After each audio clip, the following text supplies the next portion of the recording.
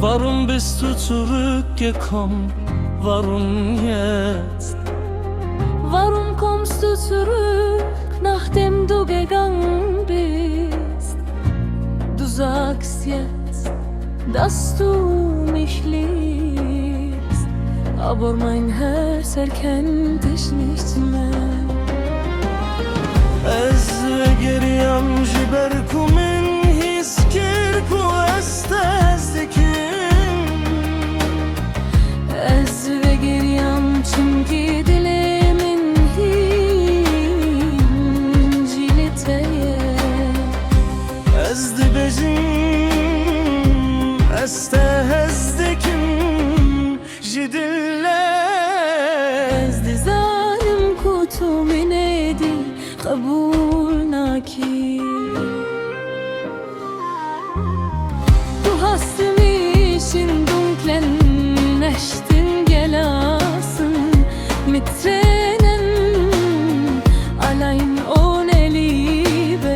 Du hast mein Herz in Stücke gebrochen und dein Name war manchmal. Ez de zanım ku este birin darkerim. Ez hiştim tebtene ubgiri. Dilimin jiş ve çebuyi poşmane, navete jidi dilimin de maye.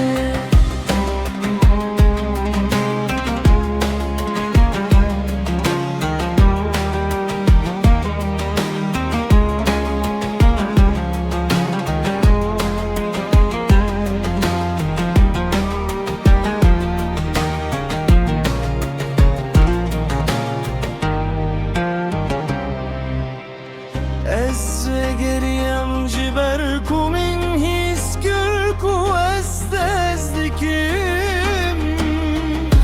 Ez ve geriyam çünkü dilimin hinciliteye. Ez dibecim estezdikim jidille. Ez de zanım kutu meledi kabul